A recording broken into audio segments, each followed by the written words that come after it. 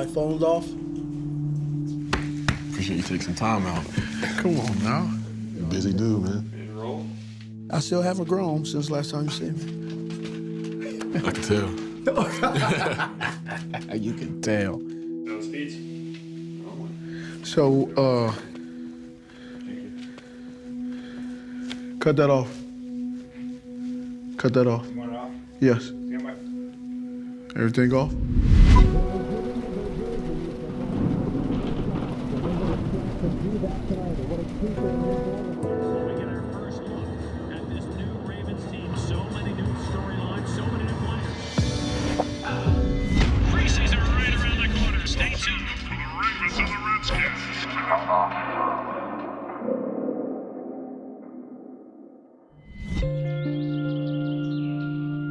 Darren was raised mostly here in Georgia. He had a few years in Colorado, where we lived before we moved here, but mostly here in Georgia, in Ackworth, Georgia. Suburban, good schools, you know, the barbecues, the fun. It was your typical middle-class neighborhood. His mom was intelligent. I feel like I'm intelligent. You know, we've both studied hard, and we've taught them from an early age to, value education. And so they always excelled in school, and then next thing you know, when he gets on the field, a light bulb comes on. He just starts taking off and just destroying people. Even back then, I saw flashes that this kid can be something special.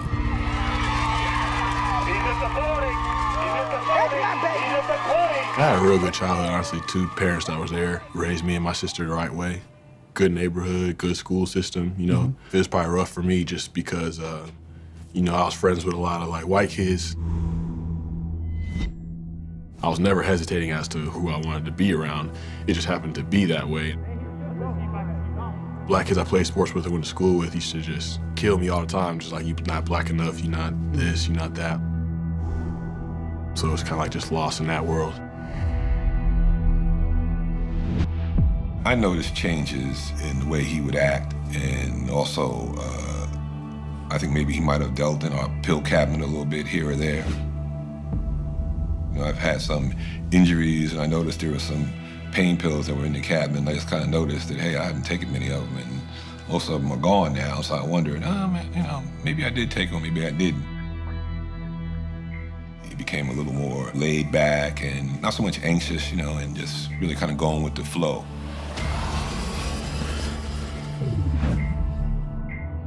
I was like, well, no, that's not going to be my kid. It just can't be, right? And that you subconsciously can hide it from even yourself. So.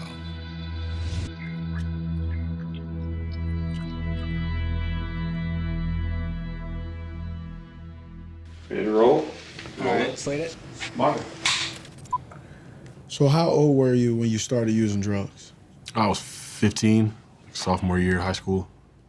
What kind of drugs were you using? Started off with pills, then I started smoking weed probably a year later, my junior year, and drinking around 16. But yeah, I started with pills. As soon as I touched it, it just triggered for me.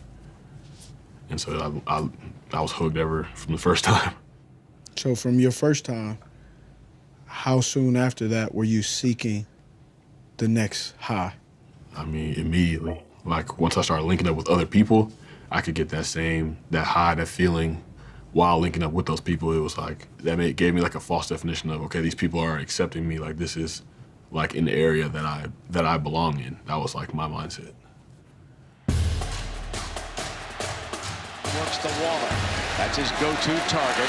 Touchdown! When my son got a scholarship at Georgia Tech, I was super ecstatic. I mean, you just couldn't even describe the feelings that I had. Darren Waller. Oh, I was very proud, and in very good school.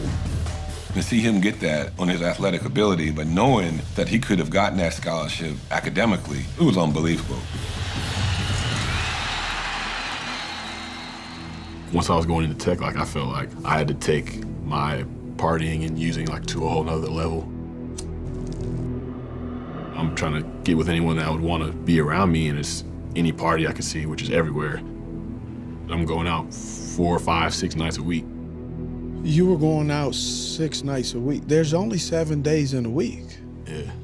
Is it fair to say that you play football under the influence of drugs or alcohol?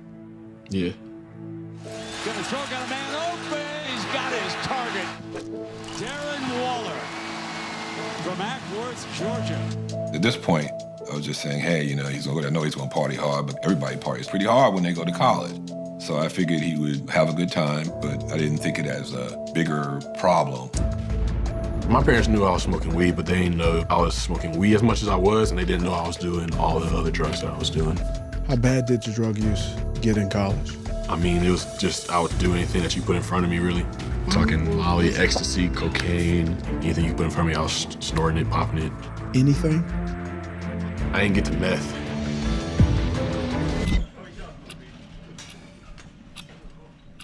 How many drug tests did you fail in college? On record, apparently it's 2, but I would always be trying to cheat drug tests too.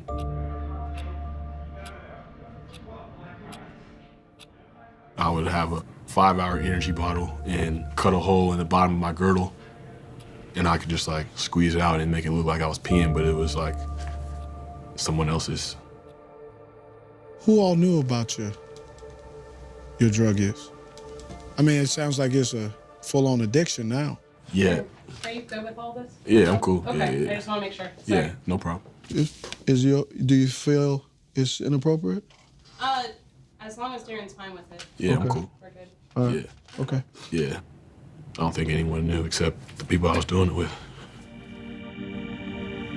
With the 28th pick in the 6th round, number 204, the Baltimore Ravens select Darren Waller, wide receiver from Georgia Tech. Darren Waller's a Raven! Woo! Woo! Woo! Darren Waller is a Raven! You guys draft Darren Waller, 2015. You had to hear some rumblings about Darren coming out of Georgia Tech, the good and the bad. What went through your mind? Well, I mean, the first thing I did was look at the tape. He's 6'6". He runs 4.42, jumped 40-some inches, and he caught everything they threw to him. My thought is he's going to be a first and second round type guy for sure. It doesn't get to be the 5th or 6th round until they start talking about this Darren Waller from Georgia Tech. And I just got like, hey, oh, I've looked at this guy. This guy is in my top 3 or 4 receivers for the draft. Why are we talking about him down here in the 6th round? Then they went through it. They said it's a character problem. You know, he's got character issues. Those teams there, of course, they pressed me with the questions. They knew what was going on in college, or most of it. I knew I had to lie my ass off. I'm like, nah, like that's behind me. That's just who I was then. My thought is, okay, maybe he can overcome it.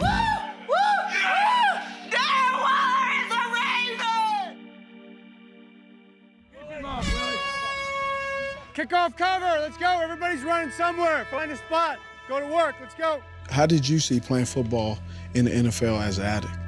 I was miserable because it's a lot of stuff. It's a long day. It's a lot of meetings, a lot of film study. If you really want to be good, like it's a lot of stuff that you got to do. I wasn't trying to do none of that. I was trying to get high, go about my business, punch the clock, put my time in. One of the last ones in the building, one of the first ones out. Let's go, Waller. You all right? Get up, get up. Well, the interesting thing was there's like 2 Darren Wallers. All right, mark it off. Mark it off.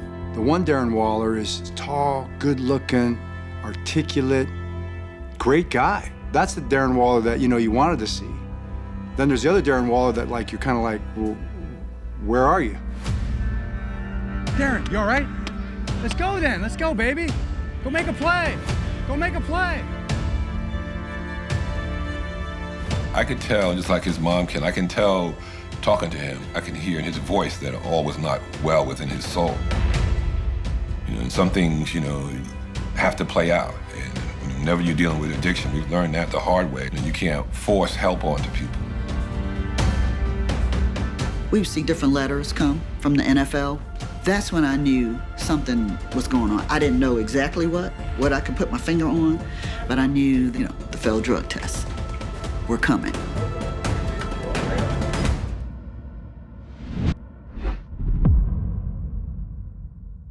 The NFL suspends you for a year You may have just thrown your career away. How did you feel receiving the news that you were suspended?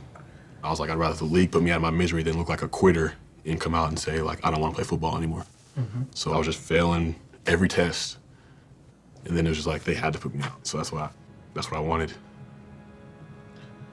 If guys would have reached out, would you accept the help? I wasn't ready to help myself.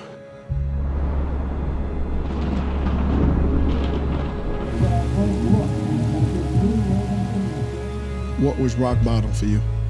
I mean, for me, it's 2 months into the suspension, but I'm still doing the same thing, still getting as high as usual, even more than ever.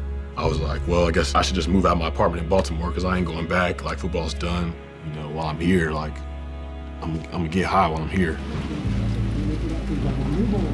So I go pick up from wherever I'm usually picking up from. I'm thinking it's what I usually get and what I have been getting for years, but it's not. It's fentanyl.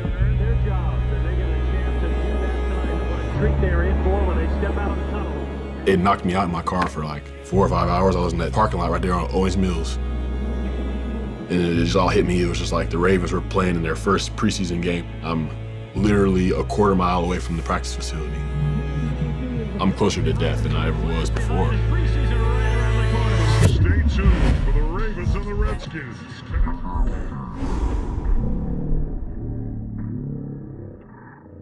When Ben tore his Achilles, remember that game? Oh, yeah, that's right, you were. Before we were playing the game, Darren, he was passed out in his car because he got us some pills that were laced with fentanyl. And he could have died right there.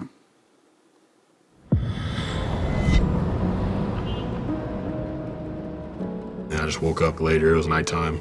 It was like, you know, something got to change. Like, forget football, man. Like, just for me, my life. I remember my old guy used to tell me all the time, I don't care if you ever win a race, you're always gonna be my horse, right? And that's what I used to tell him. Always gonna be in your corner, no matter what. But you gotta get some help. You gotta get some help.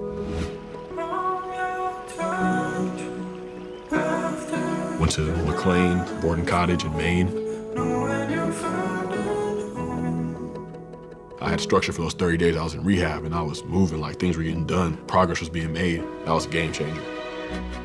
They dealt with it on a mental aspect as well as the physical and helped him to look at his life and see what got him there. Along that way, I was feeling all that pain, but I was treating people bad. I wasn't a good friend. I was kind of taking my pain out on the world, and so it wasn't always me being a victim, which I thought I was. I was being the culprit in a lot of things. Just realizing that I have the power to change it. That whole experience was just necessary. When he came home, believe me, that's when we definitely knew it was all different. He was working out, you know, saw him, you know, changing the way he was eating. I was like, wow, this guy really wants it. I was like, I need to get a job. And my dad was like, I know just the thing. They hired me as a grocery clerk. I was stocking shelves. I was bagging at the front and putting in work, and I value my work. Like, I make the shelves look nice, make a good display. Those little things start to add up and carry over into income habits. So you're sober now, clean, and you get a phone call to go back to play football. The level of excitement from that compared to draft day, I was 100 times more excited being reinstated because I wasn't valuing football back then. And now it's like I worked so hard to get back, and every single aspect of it was true, was clean.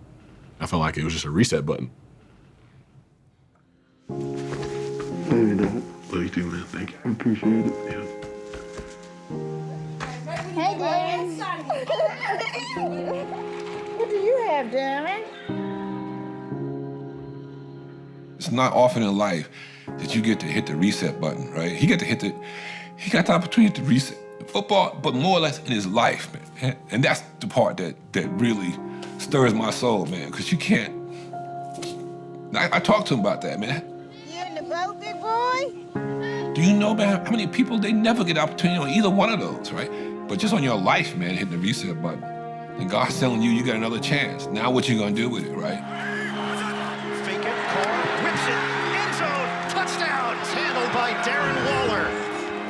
He was on that Baltimore practice squad, and they were playing the Raiders, and because he was inactive, he didn't have a uniform on, but he was just out there running routes and catching balls. And John Gruden said, "Who is that guy?"